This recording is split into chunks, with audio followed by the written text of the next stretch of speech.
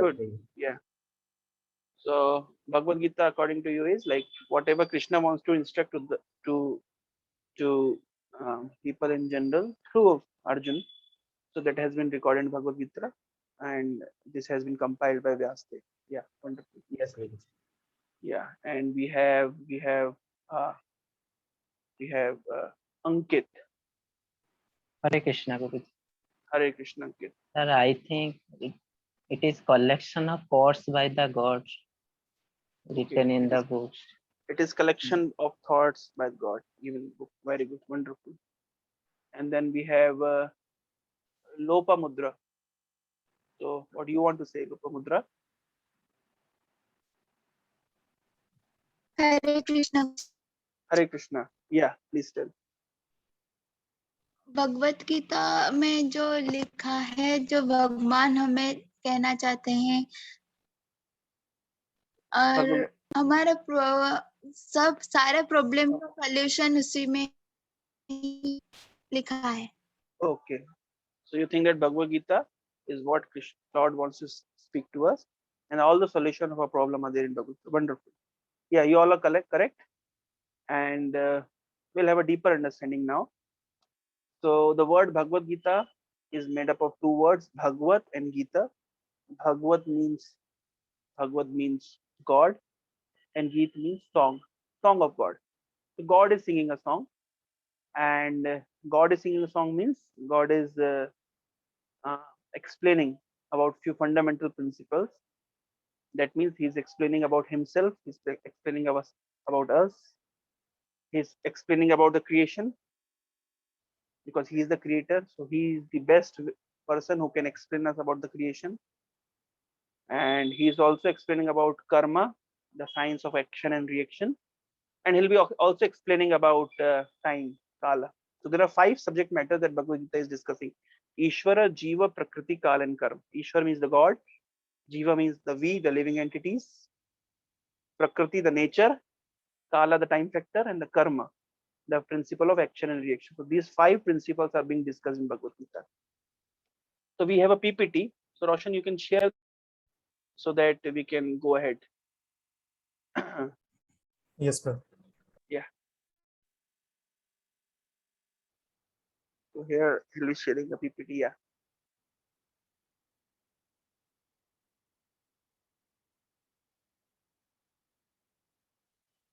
Okay. So all of you can see the PPT. Yes, Can sir. someone? Yes, Yeah. Can someone Guruji. volunteer to read the first para?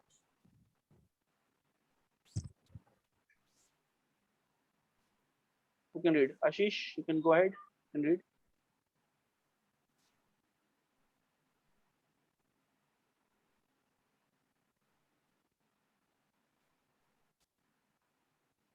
Ashish, you can read. Can you read? Yeah. In all of my other books, Srimad Bhagavad Gita, Sri It's written Srimad is Bhagavatam. Isopinas, Srimad Bhagavatam, Sri Isopanishad, etc. The system is that I give the original verse, its English transliteration, word for word, Sanskrit, English equivalents, translations, and purports. This makes the book very authentic and scholarly and makes the meaning self-evident. Yeah. So we'll have a rule, like in our whole of our sessions that will be continuing, online, offline. We'll make a rule that I'll speak in English and you all have to respond me in English. Okay. And the reason is, even if you'll not avail any benefit from Bhagavad Gita, at least will improve in our communication skills. Okay. So at least we'll have that benefit. Okay.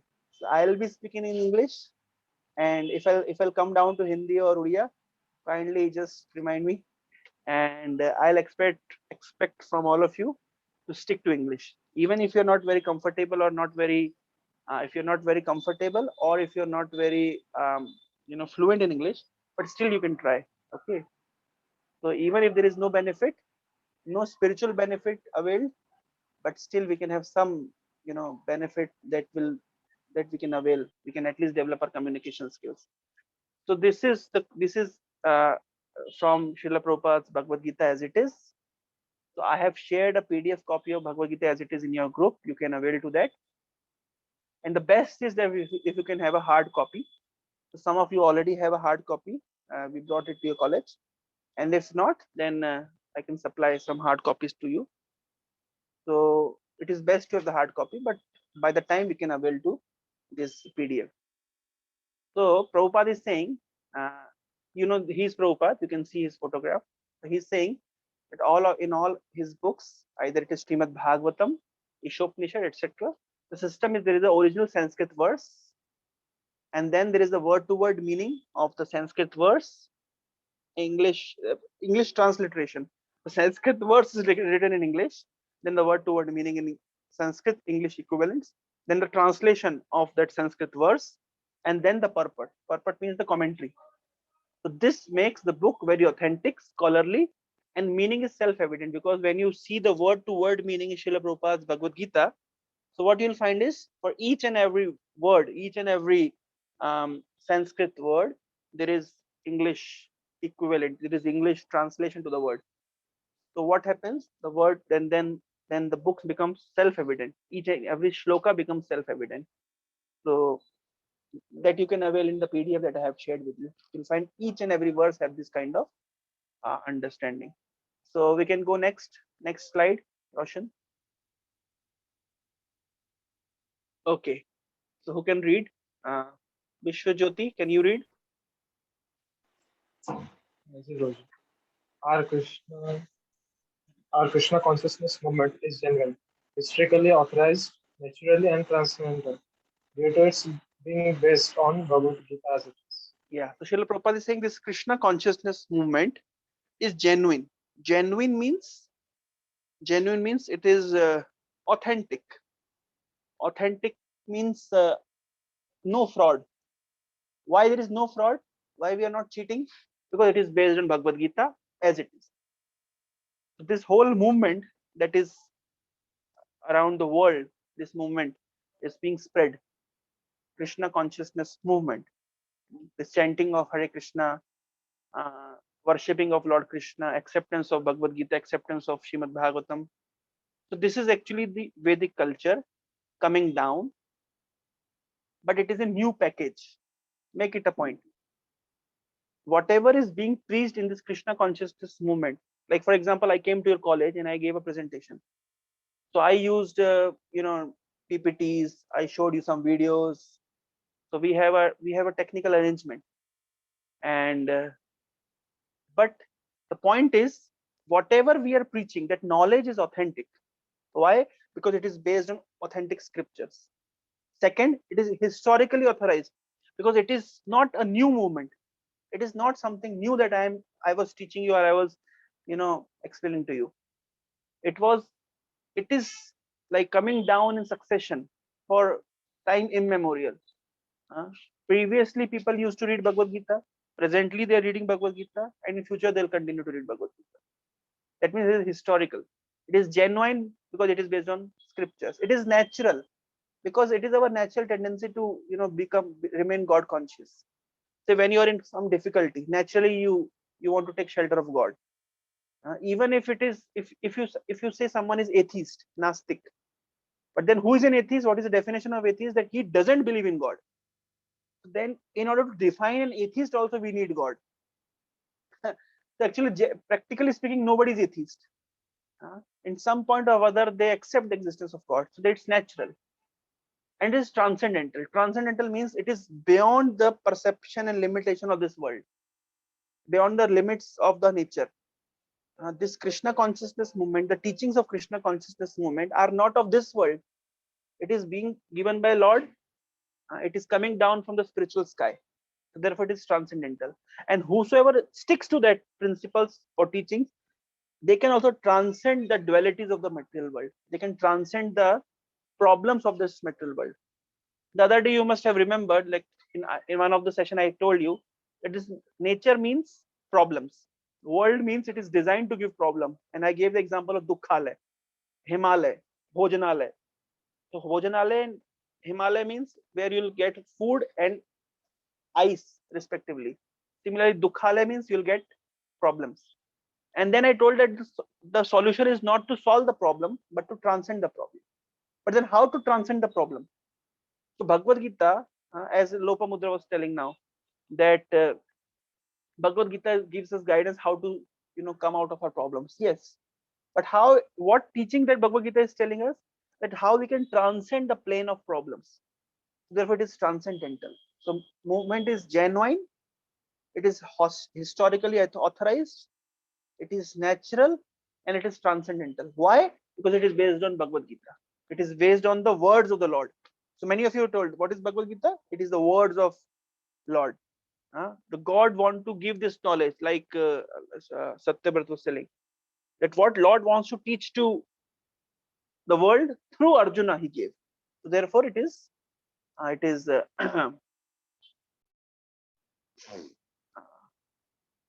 authorized. It is transcendental. It is genuine. Okay, next slide.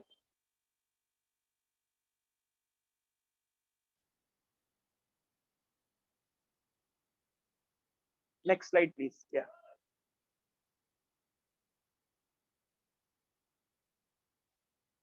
Okay, Satyabrat, can you read? Yes, Ruchi. It is gradually becoming the most popular movement in the entire world, especially among the younger generation. It is becoming more and more interesting to the old generation also. Yeah. So the good point is, number one, it is becoming, younger people are becoming interested. Now tell me, it is very unusual that when we see younger people in today's modern era reading Bhagavad Gita, chanting Hare Krishna, accepting the principles of spiritual life. And not only in India, not only that, we like in your college, in all of the colleges of our country, and in fact in all the universities throughout the world, so they're accepting the principles of Bhagavad Gita. They're accepting spirituality. Why? Why they're becoming interested? Why the younger generation is becoming interested? Because Krishna consciousness is presented to them in a very logical and scientific way. Because these spiritual principles are presented to them in a very lucid, very interesting manner. Facts of life are being presented to them in a very interesting way. So in this regard, there is a story. Yesterday only I was hearing this story. So once upon a time there was a Christian preacher. You know Christian preachers, different fathers and pastors. So they go to different people, different section of society, and they preach them Christianity. So once a Christian preacher, he went to coal mine, dark coal mine. That coal mine was, very deep, very dark, very filthy, lots of dust, and the environment was messy. You must be knowing coal mines are like that. So he went into deep inside the coal mine where the coal workers were working, and he thought that he'll preach Christianity to them. So then what he did? So he observed that what was going now. So these coal mine workers, they were relaxing. They worked for a long time, and now they were having coffee and they were reading newspaper. Okay. So this Christian preacher, he wanted to preach them. He said that you all must surrender to Jesus. They said, okay, fine, but why should we surrender to Jesus? He said, if you'll not surrender to Jesus, you'll go to hell. And then they asked, what exactly hell is? He said, hell is, deep, dark, filthy, messy, and he showed some, he gave some characteristics. So they say, oh, we are already in hell, so we are not interested. So and then this Christian preacher, so he started to contemplate, okay, then how can I convince these people? So then he said, you know what? But one thing in hell is you don't get newspapers. Oh, really? We don't get newspapers? Oh, then we'll accept. Then surrender to Jesus. So, so this is how that Christian preacher convinced them. So the point is, why younger generation is becoming attracted to a Krishna consciousness movement, because it is being presented logically It is being presented with interesting interesting remarks. So people are becoming interested. You'll be amazed to know that we have our centers in all of the universities throughout the country, in all the IITs, in all the NITs, in all the medical colleges. We are preaching. Like we are doing a big program in AIMS this October. We have done programs with SCV Medical College in Cuttack. Then in IIT Bhubaneswar, we are holding programs in State University, Silicon, PET colleges. So many colleges in Bhubaneswar we are preaching. Apart from that, in all of the IITs throughout the country, IIT Delhi, IIT Bombay, IIT Kanpur, IIT Kharagpur, everywhere they have good, students practicing Krishna consciousness, accepting the principles of spiritual life, chanting Hare Krishna, reading Bhagavad Gita, and leading a pious life with a leading pious and meaningful life. And it's not that, yeah, in IIMs also we are preaching. Like as I told you that maybe next year I'll be planning to visit Australia. So there, some of my students are planning to have a. One of my students has gone there for aeronautical engineering. So he's organizing a seminar at Melbourne at his college. So we are confident that many students are interested and will become interested. Similarly, we have alumni from all over the world, important universities, maybe MIT, Oxford, Harvard, Princeton, and people are becoming attracted. So why they're becoming attracted? Because they're getting some taste, they're getting some logic. So that is the reason that why younger generation is becoming attracted. Number one. Number two, most important thing is that traditionally people thought that spiritual life means boring life or religious life means boring life. You cannot enjoy, you cannot have fun. But this is the biggest blunder that older generation of our parents or grandparents have made that kind of propaganda. Seeing them, we see spiritual life means a boring life, and spiritual life means we cannot have fun, we cannot explore world, we cannot explore different things. That's not the case. Spiritual life is most interesting, fun, happiness, and genuine everlasting happiness that we can get through spiritual life. So that is what Krishna consciousness is presenting. Third, why Krishna consciousness is becoming very popular, especially among youth and intellectuals, because they see that we are not cheaters. Say, for example, when we see orthodox religious practitioners, so maybe they'll fast on Thursday and then have fish and mutton on Friday. So anybody can find out that how much hypocrite these people are. On Sunday they'll fast, and Monday they'll feast, and Tuesday they'll fast, and Wednesday they'll feast, and Thursday they'll fast, and Friday they'll feast. For a whole Kartik month, they'll have, they'll fast from even onion, garlic, and then they'll have chhad khai. So all sorts of rubbish, whatever they have left. So anybody can find out how much hypocrite these people are. But Krishna consciousness means we are not hypocrites. We are, whatever we are telling, we are doing. We are not actually, uh, you know, twisting the truth, nor we are making, we are presenting truth as it is. But we are presenting it in a very scientific, logical way. Number two, we are telling that Krishna consciousness is fun. We can have fun. It's not that we have to lead a boring life. And third, we are not hypocrites. We are genuinely practicing either in public or in private. So therefore, intelligent people are coming closer to our movement. And why you people are, although day after tomorrow you have your exams, and why you are here, ready to understand Bhagavad Gita, because you are finding some genuine thing that we are discussing, is it not? so this is the reason throughout the whole world why people are appreciating this movement. Okay, yeah. So next,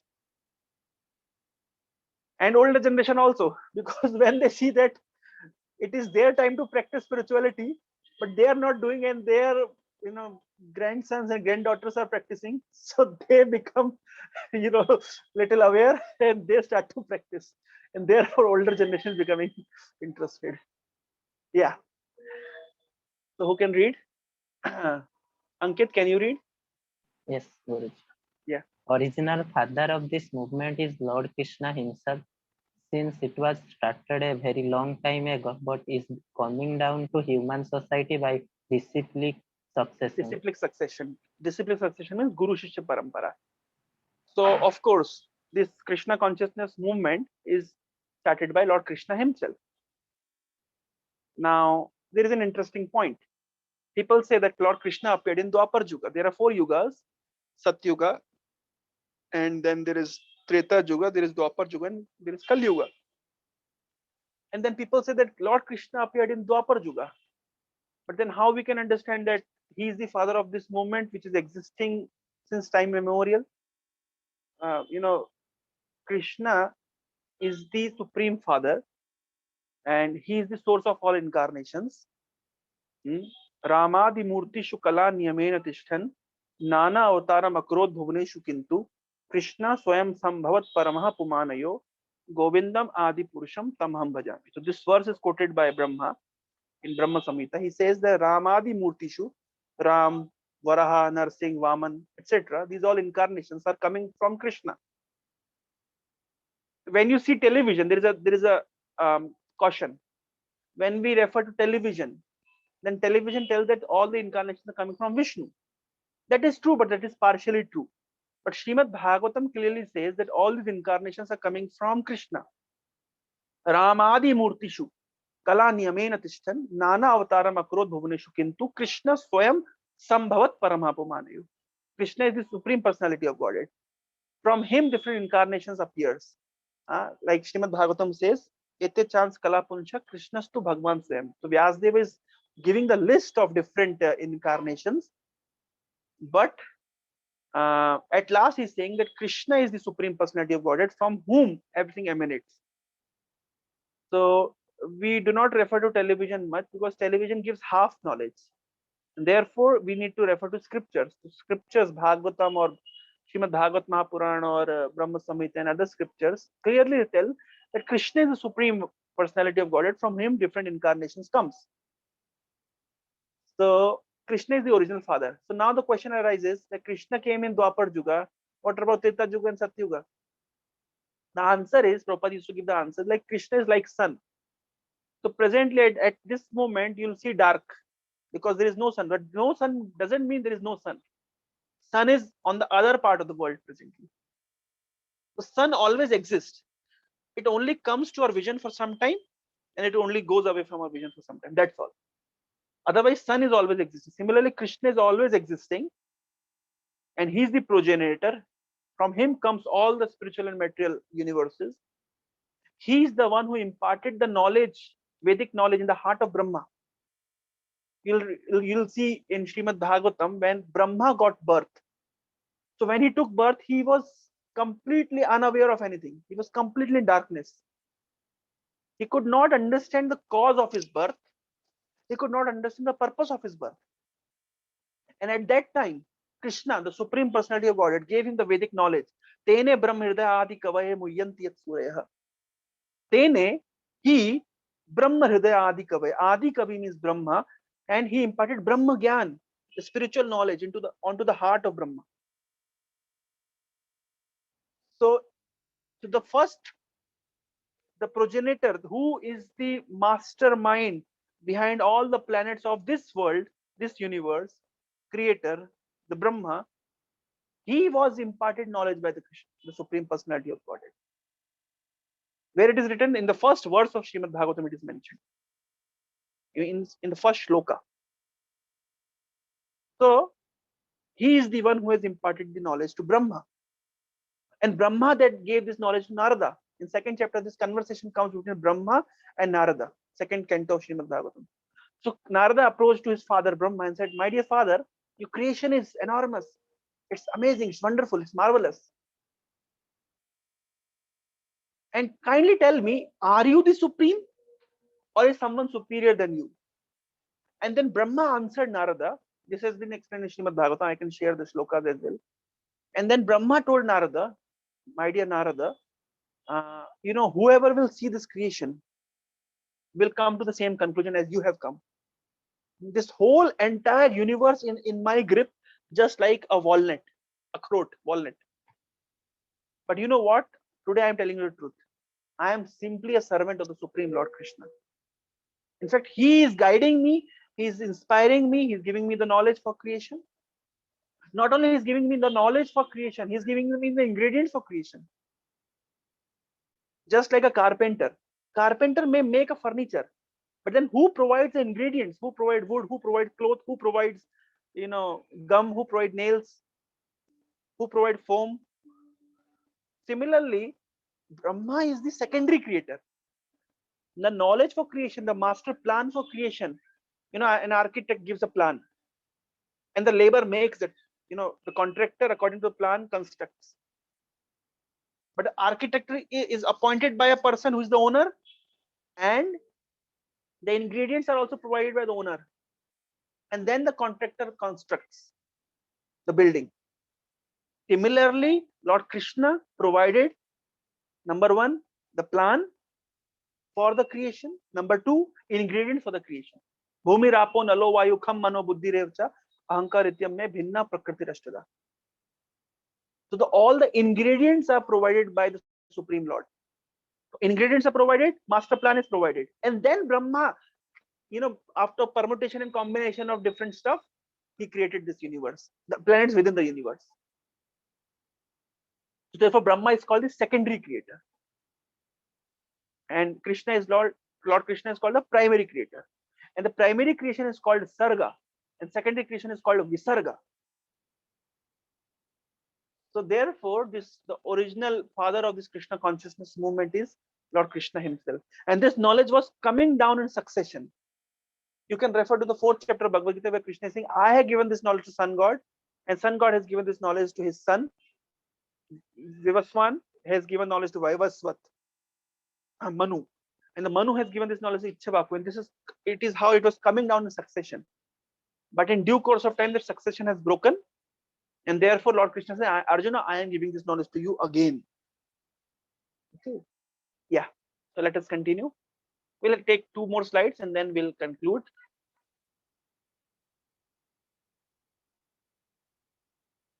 Yeah. Which is the previous one? Okay. Yeah. Next. So who can read? Now we have, I think, Soumya, can you read? Ji Guruji. Yeah. If I have any credit in this connection, it doesn't belong to my personally, but it is due to my eternal spiritual master, his divine grace. Om Vishnupada Paramhansa Parivrajakacharya 108 Sri Srimad Bhakti Siddhanta Saraswati Goswami Maharaj Prabhupada. Yeah.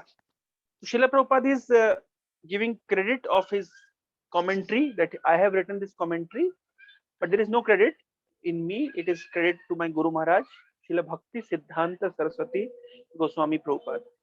So this is very important thing that we need to understand. For spiritual life, the most important thing is our submission towards our spiritual master.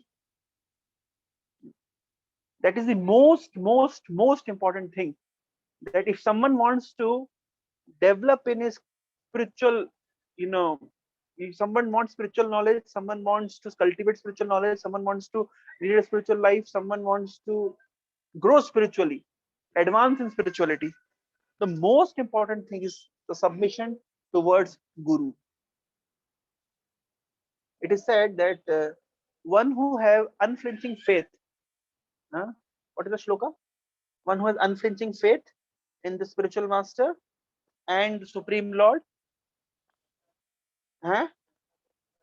यथा देवे परा भक्तिर तथा देवे यथा देवे तथा गुरौ तस्येत कथहि अर्थ प्रकाशन्ते महात्मना. So it is said that यथा देवे तथा भक्त मतलब यस्य देवे परा भक्तिर यथा देवे तथा गुरौ. This shloka means yasya deve para bhaktir, one who have devotion towards God. So we can easily say, oh, I have devoted towards Jagannath, I am a devotee of Jagannath. Yasya deve para bhaktir. We have deve means towards God, para bhakti, we have devotion. But if we have similar devotion towards Guru, then only prakashante mahatma, then only the spiritual knowledge is revealed in the heart. Spiritual knowledge is not the matter of logic. Spiritual knowledge is not the matter of bookish understanding. It's not like you can mug up a book and you can understand. Spiritual knowledge is not like that. Spiritual knowledge is uh, spiritual knowledge means we need to have complete submission and surrender towards spiritual master, Guru, and by his mercy we receive spiritual knowledge. Divya Gyan Hridaya Prakashita. The spiritual knowledge is revealed in the heart. That is the most important thing that we need to understand. It's not like our academic knowledge that we can mug up books, we can memorize some formulas and we can pass an examination. No. I'll give you some examples. Like say presently I am in Ujjain. So Ujjain is famous for Sandipani's ashram. Lord Krishna came here to study. So Lord Krishna personally served his spiritual master, his Guru. And then his Guru, you must be remembering this story, you must have heard this story, that Krishna and Sudama went on the instructions of his Guru Sandipani to collect woods. But then when they went deep inside the forest, it started to storm heavily, rain heavily. And the whole night Krishna and Sudama had to stay. They were sitting on a branch of a tree.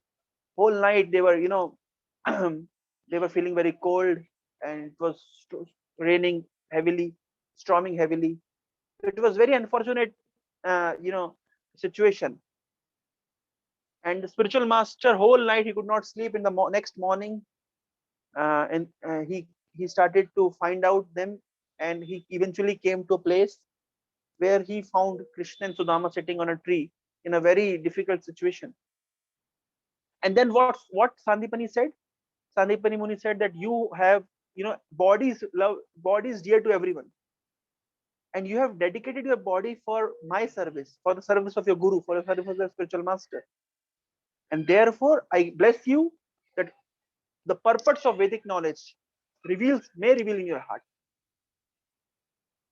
So this is very interesting thing, that by the blessings of Sandipani, although Krishna is God, of course, but Krishna is playing a part of a disciple. He's playing a role of a disciple just to teach us. That simply by the mercy and blessings of Guru, the Vedic knowledge reveals in the heart. And then there is another example, Karna. Karna could not satisfy Parshuram. Actually, Karna told a lie to Parshuram that I am a Brahmana. But Parshuram was obsessed that I'll give knowledge only to Brahmins, not to Kshatriyas. But Karna lied. And then one day, Parshuram was keeping head on Karna's lap and he was taking rest. At that time, when there was a Scorpio, and Scorpio was biting Karna. And then lots of blood was coming out. And Karna could resist the blood. Eventually, when the blood touched the body of Parshuram, he woke up and he saw that a lot of blood is coming from Karna's body, from Karna's legs somewhere, and that blood touched Parshuram, and he woke up. So Parshuram said, "How could you tolerate this much pain? You cannot be a Brahmin, because Brahmin cannot tolerate pain. Brahmins can tolerate man apman. They can tolerate apman, but they cannot tolerate pain. But Kshatriyas cannot tolerate apman, but they can tolerate physical pain. And so much pain that the flesh is coming out, the blood is coming out, and you're controlling it, you're tolerating it. That means you're not a Kshatriya. You're not a Brahmin. You have lied me. So because you have lied me and you have cheated me, so I curse you that whatever you have learned from me, when there will be necessity, you'll forget. You'll forget. And we can see eventually in Mahabharata it happened. When there was exact time when this knowledge was required, Karna forgot, because the Guru was not pleased. But here in this case, we see Krishna is pleased, so Sandipani is pleased, and it said Krishna that whatever you'll speak, it will live forever. And Krishna spoke Bhagavad Gita and it's living forever. So by the blessings of the spiritual master, by the blessings of Guru, one received the spiritual knowledge. That is the most important thing that we need to understand if we want to develop spiritually. We cannot cultivate spiritual knowledge by simply a challenge. And therefore it is said that vidhi pranipatena pariprashnena sevaya. Updekshanti te jnanam jnanas tattvadarshana. This will come in 4th chapter. How we receive spiritual knowledge? Pranipatena. We need to surrender to the spiritual master. Pariprashnena, and then we need to question submissively. Pariprashnan, and then seva. We need to render service to the spiritual master, and then Updekshanti te jnanam. Then they will give us knowledge. Why? Jnana tattvadarshana, because they have seen the truth. And how this knowledge will come? It will get revealed in our heart. So Srila Prabhupada, out of his humility, is expressing his gratitude towards his spiritual master, Srila Bhakti Siddhanta Saraswati Thakur, that by his mercy, I am presenting this Bhagavad Gita. Otherwise, I have no credit. It is his mercy that he is giving us this knowledge. Similarly, say for example, I am giving you this knowledge. I am sharing this knowledge with all of you. So what qualification do I have? It is simply by the mercy of my spiritual master that I am able to narrate this knowledge to you, express this knowledge to you. Similarly, if you want to gain this knowledge, realize this knowledge, and present it to others, you need the blessings of Srila Prabhupada. You need the blessings of spiritual master.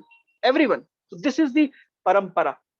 This is called disciplic success. There are many people, say for example, there are many Westerners who came and translated Vedas, but their Vedas translation is wholesome nonsense. Why? They have translated Vedas, they have translated Puranas, they have translated many Upanishads, but their translation is useless. Why it is useless? Because it is not coming down in succession. It is not coming down in parampara. There is no power of parampara. There is no connectivity of parampara. There is no blessings of parampara. There is no blessings of spiritual master, and therefore whatever they have written is all bogus. But this single Bhagavad Gita, when it went to Western world, many people become attracted towards Krishna bhakti. Many people gave up their sinful life. Why? Because this book carries the potency. And why it is carrying the potency? Why it is carrying the power? Because it is being blessed by the disciplic parampara, succession, Guru Shishya parampara. And therefore parampara is most important. And therefore when we come across any spiritual organization, we should try to find out what is your parampara, from which parampara you're coming, and which knowledge, from where you are receiving this knowledge. Are you connected to some parampara, or it is simply your own speculation? Like there are so many spiritual people around. I'll not take the name because things are being recorded.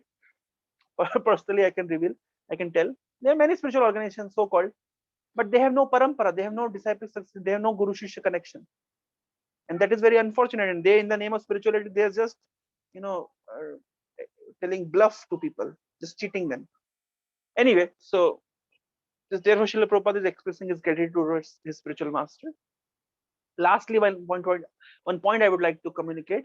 So for example, when we see a power plug, say for example, you want to charge your mobile phone, there's a power plug.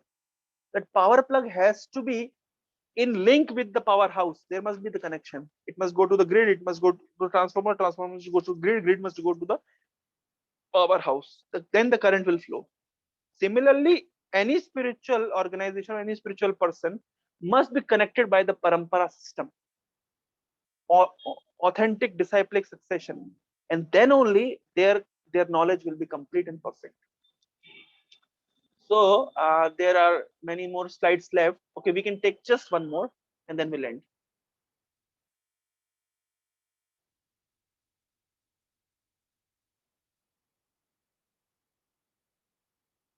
Okay, so last point that you can read. So do we have Muktikant here?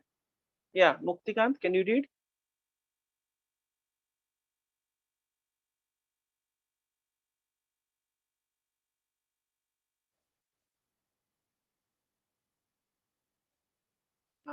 Muktikant is here? No?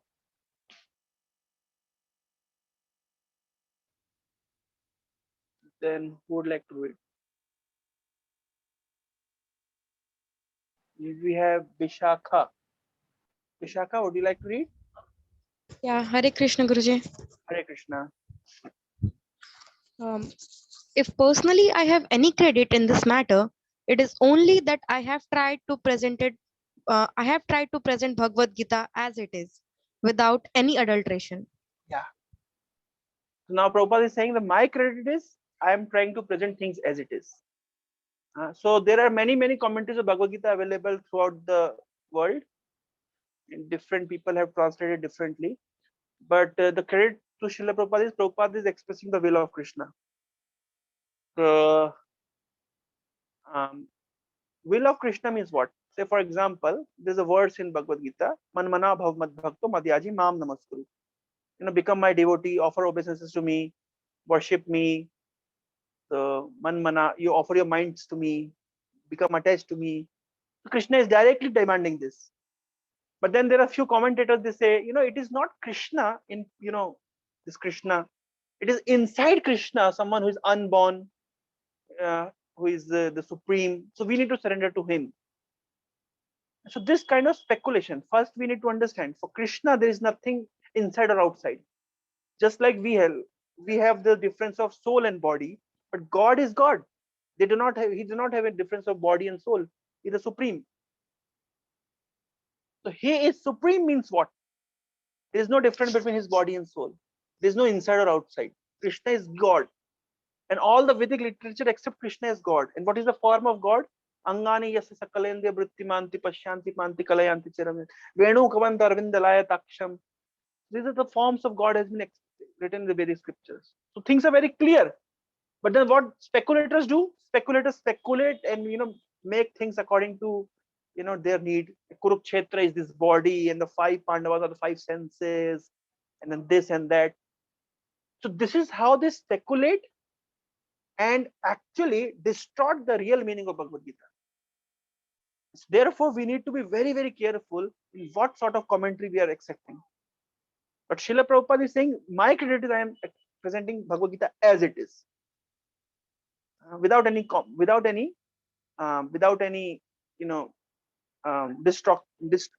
distortion. This is why, and therefore you'll find why this Bhagavad Gita is becoming very popular. Number one. Number two, very effective. There are many people, those who have come to Krishna Bhakti. Before Srila Prabhupada went to West and preached this message of Bhagavad Gita, there were some copies of Bhagavad Gita available in the Western countries.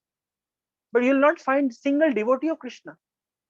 Neither you'll find someone, there are so many philosophers, there are Shad Darshans, Uttar Mimansa, Karma Mimansa, Nyay, Sankhya, Yoga. There are Shad Darshan in the Vedas. And there are many professors, Sanskrit professors, those who teach this Shad Darshan in the universities. Like Purva Mimansa is given by Jaimini, Nyaya is given by Gautam, Yoga is given by Patanjali, and then Vaisheshika is given by Kanad, and then there are different Uttar Mimansa is given by Vyasadeva, and so many philosophies and this and that. There is Charvak philosophy, and so many things are there. Shad Darshan are there. So these Sanskrit professors, they teach all these things in the Sanskrit universities, but when you see their personal life, they need to smoke, they need to take liquor, they need to take drugs, they have so many problems in relationships, they have family issues are very much problematic, they are not happy with their life, many of them have committed suicide, so many things are going on. So you have knowledge of scriptures on one hand, but it's not affecting you. Why? Number one, the reason is it is all speculated knowledge that you're taking. You're simply trying to speculate and making things out. You are not taking things as it is. That is the problem. And second thing, because you are not connected with authentic guru or authentic parampara, therefore you don't have the right knowledge. It is simply like, the spoon with which we served vegetables. So there is a sabji and we used a spoon to serve the sabji. We taste sabji, but the spoon cannot taste the sabji. The spoon itself cannot taste the subject. That is the problem. So they are reading so many scriptures. They have a big library. They have so many books around them. They are professors. But why their personal life is so much distorted? Because there is no devotion to Krishna. And why you do not have any devotion to Krishna, although you have so much knowledge? Because you're not following the authentic scriptures. You're not following what is written as it is. You're simply speculating and making things messed up. According to your understanding, according to your comfort, you are accepting things, and therefore you are in problem. And therefore Prabhupada is saying that we are presenting Bhagavad Gita as it is. We are not distorting the message. The message of Bhagavad Gita is become devotee of Krishna. Because if you're a devotee of Krishna, then you are really happy. Say last point I'll say and I'll conclude. Time is already up. Vaikuntha. There is a spiritual world which is known as Vaikuntha. The word itself, Vaikuntha means misery. Vaikuntha means no misery. So where there are no miseries, it is called Vaikuntha. And who will find in Vaikuntha? The devotees of the Lord, devotees of Krishna, devotees of Lord Vishnu. You will find devotees there. So if there is no devotion, then where is Vaikuntha? Similarly, if there is no devotion within our heart, then there will be only kuntha and kuntha, misery and misery, pains and pains, problems and problems. Therefore, the permanent solution to all the problems is to become devotee. We need to become devotee.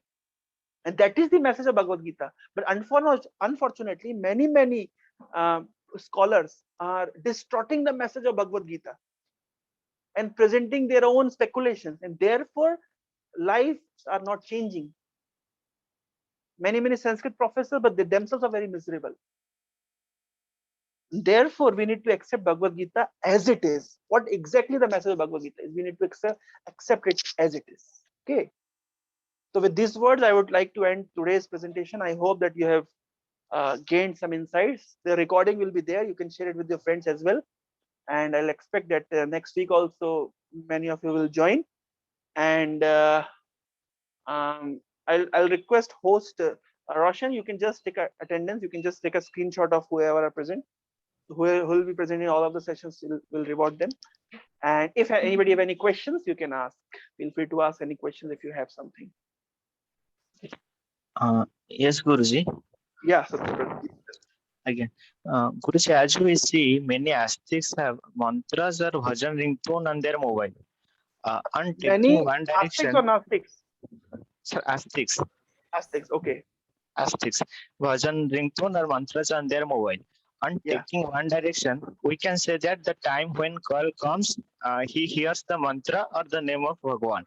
But on other direction, can we not say that I am disrespecting the mantra, because when call comes, by not taking attention towards the mantra or name of Bhagwan, by accepting the call, I declines the mantra. My all attention goes towards who calls, and I declines the mantra at the middle. Good question. Yeah. So your question can be answered in actually two ways. Number one, in whatever way they are chanting some mantra, the name of God, it is beneficial. There is no loss in that. Like if you are somehow that if you are paying attention or not paying attention, if the mantras or mantra specifically means name of God. There are two categories actually of mantra. So for example, Gayatri mantra. If you chant Gayatri mantra loudly, if you chant Gayatri mantra publicly, if you chant Gayatri mantra without taking bath, if you chant Gayatri mantra without proper cleanliness, it will have reverse effect. Okay. And this is the case with most of the mantras. Most of the Vedic mantras are to be chanted with proper rules and regulations. They must follow the rules and regulations. Nowadays, they are publicly singing Gayatri mantra. It is very offensive. It is against the principle of Vedas. They don't know it. It is very offensive and it is very dangerous. So therefore, the Vedic mantras are not to be chanted like that. But Mahamantra, or the name of God, or the bhajan that is indicating God, that can be chanted publicly. There are no such rules and regulations. You can chant them anytime, in any situation, cleanliness, unclean, sitting, sleeping. If you're on bed, you're in bathroom, or anywhere, you can chant. That is therefore it is called Mahamantra, or name of God is so powerful. And it is not disrespectful to chant the God's name in that way, because somehow that if God's name is going in your ear, it is beneficial. But then it is not benefiting as much as it can if we do it seriously. Okay. So the point is, people want entertainment. They take pious entertainment. So we call this kind of culture is called pious or religious entertainment. So instead of going to pub and bar, you're going to temple. But you're going for enjoyment. You're going for entertainment. That's not the idea for going to temple. That's not the purpose to go to temple. You go temple for spiritual education, proper systematic spiritual education. But you're simply going for a time pass. So it's not wrong. It's not bad, but it's not complete.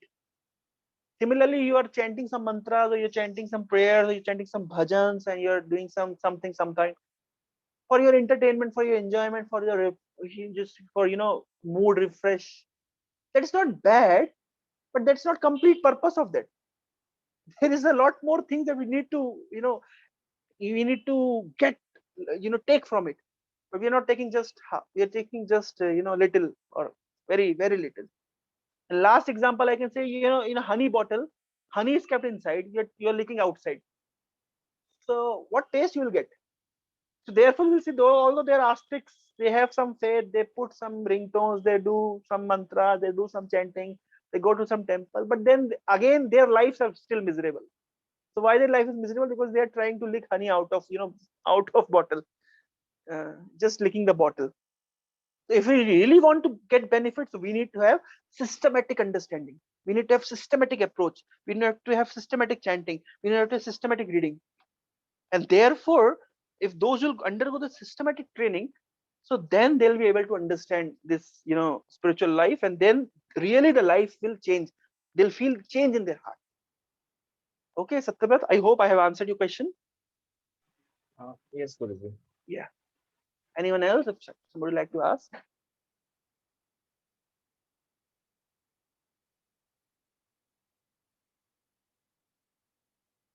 Any sort of question if you have, or else we'll end.